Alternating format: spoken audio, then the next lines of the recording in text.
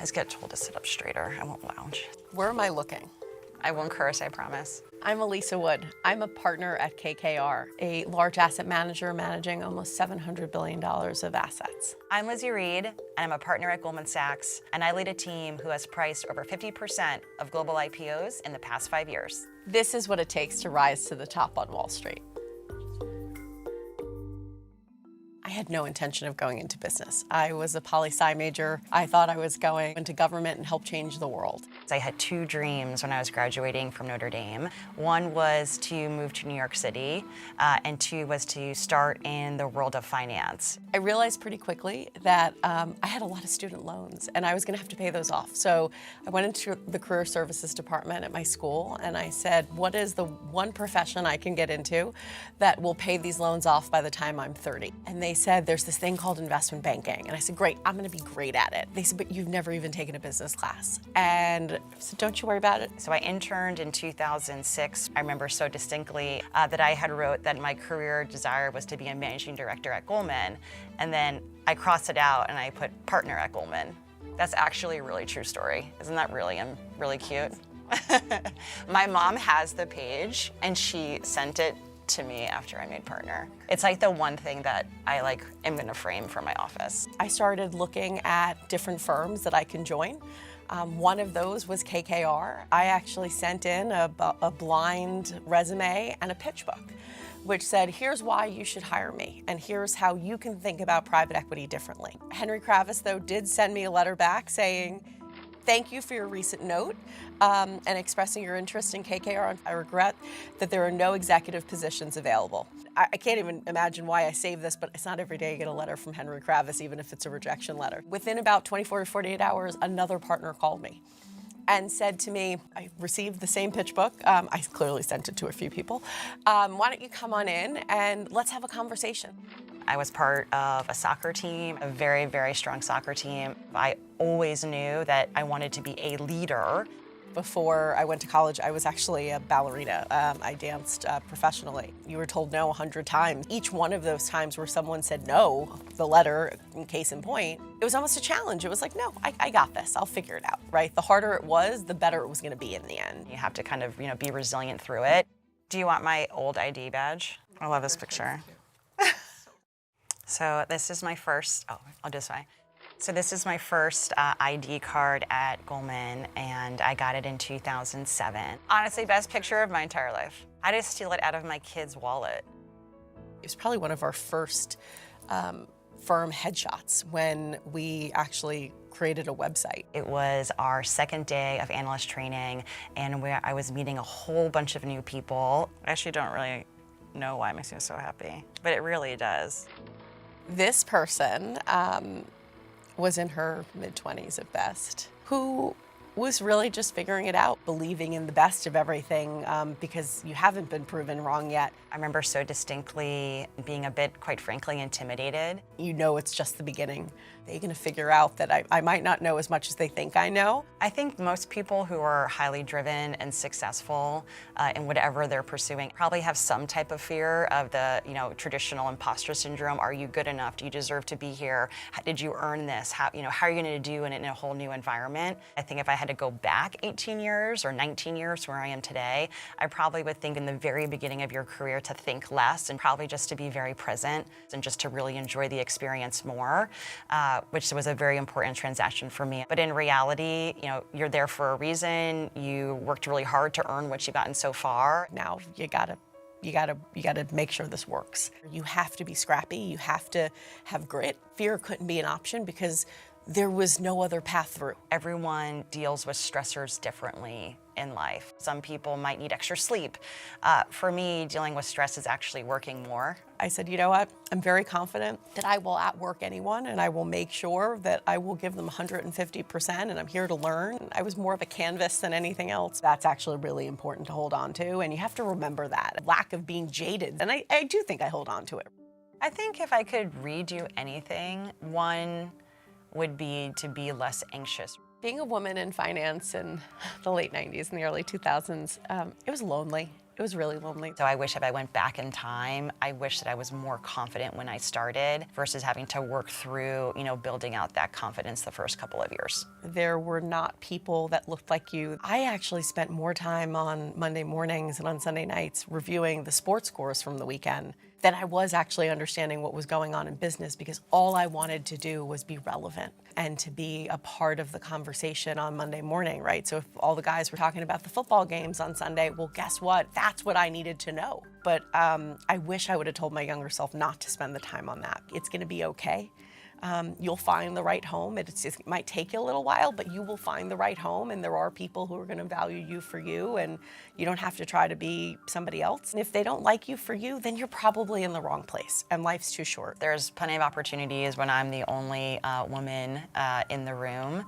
It doesn't necessarily feel any different than when there's other women in the room. Don't necessarily get in your own way. One of our founders loves to say, if you don't like change, you're going to like irrelevance even less. Be confident and just kind of go at it, but it's not necessarily like a female thing. I'm no different than anyone else. That's where I think the tide turns. You could be anything. It doesn't matter. You're good at what you do, and that's the qualifier. It's the good. I think a lot of younger individuals, when they start their professional career, have very, very defined milestones. Sometimes, we'll have someone intern and they say, well, I really want to move to and insert a very exotic, specific, very niche part of the market. And then the first question I ask that individual is, can you explain to me what that is? I've never heard of that before. It doesn't have to be so strictly defined. I actually think taking a step back and starting your career in terms of building skill sets that are most broad applicability for your future. Think about, what is the future goal, not in a 2-year time period, but in a 15-year time period. And everything that you do as you build in your career has to be additive to your skill set. Don't try to avoid the failure. I wish someone would have taught me how to fail faster, because I think sometimes the speed to failure is actually one of the most important things. Not everyone's gonna like everything that you do all the time. Having a great family growing up always reminded me that my parents said you always have a place, you always have a voice, you always have a chance, a shot, you always have a team. I remember when I made a mistake and I was working on something that didn't go well, one of the folks who was working on that deal with me said to me, it's not the mistake, just don't make the same mistake twice. Go find a new one, because you will make another one. If you never make a mistake again, it probably means that you're not pushing it enough, or you're not trying enough. What's the worst that happens? You fail? Okay. Failing actually could lead into the next biggest, best idea that you've ever had. It happens all the time. I don't think it hurts less. I think the recovery time is faster. I think there's a lot of merit in just having more experiences. I've been 18 years at Goldman. Probably how I felt 12 years ago when we lost a pitch is different than how I feel today. If someone wants to work at Goldman, what is one thing they should never do? Oh, I don't know. Insider trade? Be a jerk. If you want to work at KKR, don't be a jerk, don't be rude. We're big believers in the taxi driver test. How do you treat people that you interact with every day? How do you act to them?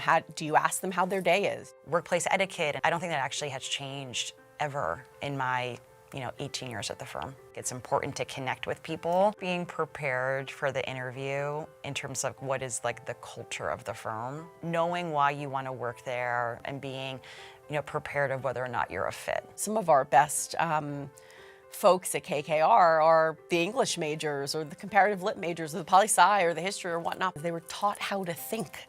Right? How can you be inquisitive? Intellectually curious, confident in yourself that you can learn new things and be challenged. How can you debate issues? How can you think outside the box? Continue to grow as an individual and be helpful and impactful for the firm. How do you make sure that you're going to leave the world a better place than you found it? It's not just learning the art of whatever it is you're doing. How do you build relationships with people? It's the who, it's not the what. A lot of people are going to help you along the way to get to where you want to be. I had a mentor of mine say to me, always pick whatever the role is or the job is, because you like the people and you feel like you can learn from them. When I was much younger in my career, I was so focused on being very good at what I was doing in front of me that I would choose to, for example, finish this project versus go to, a half an hour networking event. But actually taking that moment to recharge and to meet someone new and learn something else about the firm, I probably would have benefited more over time doing something like that. You've got to be in the moment where you're trying to get out from behind your desk to go spend time with people. That's something that I wish I did more of when I was younger. We've become a world where a lot of it's a Zoom culture, and I think that's the biggest failure in this society today. You learn by sitting next to someone. Sometimes the hard work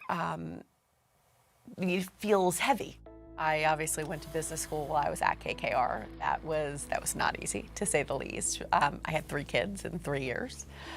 That was not easy. There are days maybe I'm tired. There are days where I wish I, maybe was doing something with my kids or whatnot instead. When you think through, how am I going to do this? How am I going to navigate this? Is this really worth it? Like most things in life, taking care of a newborn is a little bit more trial and error and adaptation. Instead of becoming insular, I actually try to look to source more input to a problem. I think becoming a parent actually opens up like a whole new community of people. Like you think you're in it by yourself, but in reality, there's people who've done it before you and people who are coming behind you as new parents. I definitely asked a lot of my friends for some advice and some tips. There were going to be days that I was a great KKR partner, and there were going to be days that I was a great mom. And most likely, those 2 things never happened on the same day. And that was okay. So I never really viewed it as a cost. I really viewed it as a prioritization of opportunities. Sometimes you need to kind of prioritize work because you have a stretch of really, really important projects that you're working on, or you need to prioritize your family because maybe your kid's starting kindergarten, you want to be there for that, and that makes you happier, being there. I travel a lot for work. My daughter was 2 years old and she was playing dress up. We were FaceTiming, thank the Lord for FaceTime, right? And I said to her, I was like, what are you doing? Where are you going? And she's like, oh, I'm going on a work trip today. I'm going to China. I'm looking at buying pink companies. And I had a laugh, like the little girl in her was still there because they were pink. But the fact that was something that she could go play, I could never have imagined playing that when I was 2 or 5. That's the exciting part of this. It's not just what you're doing, it's who you're doing it for. Those hard moments that your kids can see you, it builds a little bit of who they are. And that also means creating some boundaries for yourself. Time is limited. While I love what I do, I do love my family the most. So finding your balance and finding what makes you happy, what's sacred to you. Don't make your career your life. When did it start to feel real to you that you would become a partner at Goldman? Not until after you make it. I knew I had a goal that I wanted to accomplish. I was working towards it. I've never really wanted to give up. Every now and then I take a step back. I'm landing in Singapore, or I'm stepping off a plane somewhere else in the world. You have a bit of that pinch me moment that you're like, is this actually what I do? My father worked for the New York City Police Department. We had a great life, but I really never saw any of the world. Even the most successful people in business are the ones who keep working at it. In business, it's very much a marathon, not a sprint. There are days I feel like I'm sprinting the marathon. 25 years in now, it's been a long journey. But I wish someone would have said to me, stop to realize the specialness of the moments that you're in, because I do think in those moments, it's hard to enjoy it. You gotta love what you do. That's what keeps you going. And if you don't, then life's too short for you to be doing it. It moves really, really fast. It's less around what success have you achieved, but have you built a big enough stage to bring the people along with you? It's not about you. It's about the we. It's about the people around you. I'm actually incredibly optimistic about our young workforce. The, intern version of you was watching this interview. What would you like her to take away from it? Probably that hard work pays off. That's it. All the angst, right? All the time that she spent worrying about what people thought and what the perception was. I hope she would take a look at this and say, okay, it is gonna be okay. Obviously don't take the foot off the gas, but just know down deep that she could take a little bit of a deep breath, that it was gonna work out. I think she'd think it's pretty cool. Is that good?